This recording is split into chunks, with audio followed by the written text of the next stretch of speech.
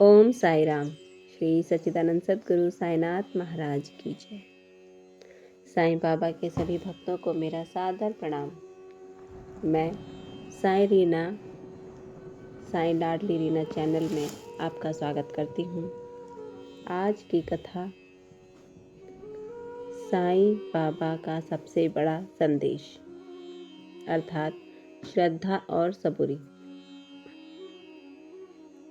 साईं बाबा का संपूर्ण जीवन श्रद्धा अर्थात विश्वास और सबूरी अर्थात धैर्य का जीवंत उदाहरण है। बाबा बार बार अपने भक्तों से कहते थे, श्रद्धा और सबूरी रखो, मैं तुम्हारा भार उठा लूँगा। श्रद्धा का अर्थ है बिना शर्त विश्वास, अपने ईश्वर पर किसी शर्त के बिना पूरी तरह से अपने आप को उन पर न्योछावर कर देना, उन पर पूरा भरोसा करना। तथा सबूरी का अर्थ है हर परिस्थिति में धैर्य बनाए रखना, चाहे वो सुख हो या दुख,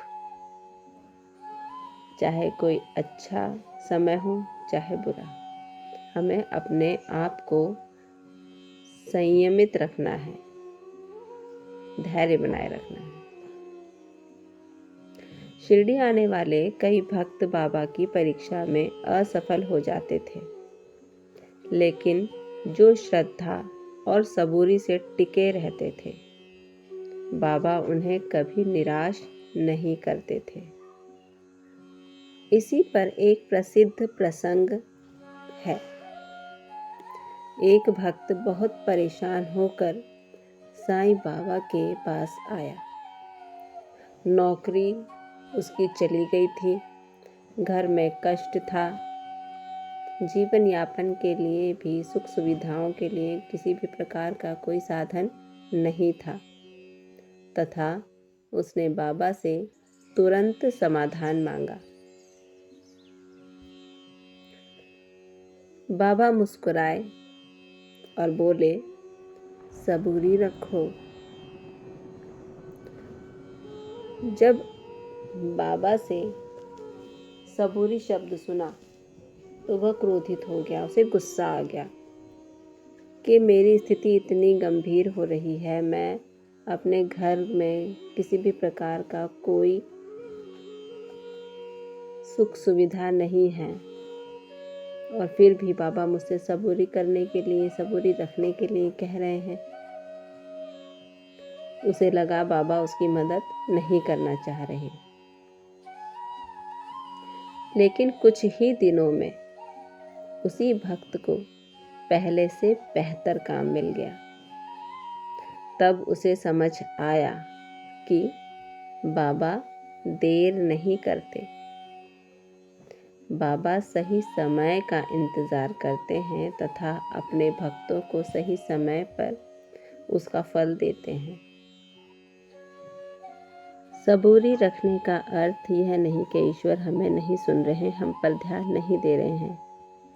इसका केवल यही अर्थ है कि जो समय चल रहा है वह समय हमारे लिए सुरक्षित नहीं, और इस समय हमें सब्र से काम लेना पड़ेगा। क्या पता उस समय के आगे जो आने वाला समय है वो हमारे लिए पहले से ज़्यादा बेहतर हो, या कुछ ऐसा संकट जो उस समय हमारे लिए होने वाला था, सबूरी रखने से वो हमारे संकट को टाल दे, वो समय हमारे संकट टल जाएं और फिर आने वाले समय हम सुरक्षित रहें।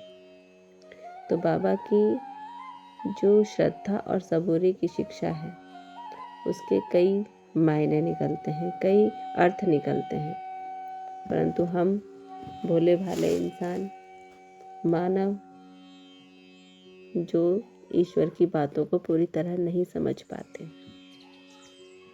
बाबा की शिक्षा है कि जल्दबाजी अर्थात तुरंत अपना उत्तर चाहिए या किसी भी तरह का समाधान चाहिए, इसका अर्थ है कि आप अपने परेशानियों को आमंत्रित कर रहे हो। जल्दबाजी अर्थात परेशानी।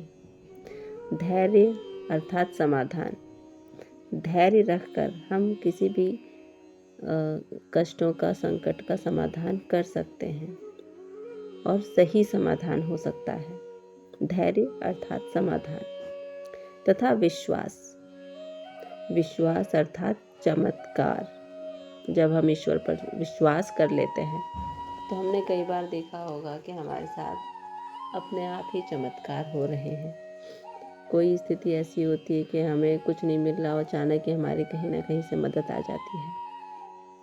तो जब हमारा ईश्वर पर पूरा भरोसा हो जाता है, पूरा विश्वास हो जाता है, तो ईश्वर हमें चमत्कार भी दिखाते हैं। भक्तों को अपने आप ही चमत्कार दिखने लग जाते हैं तथा ईश्वर पर और भक्ति और विश्वास बढ़ जाता है।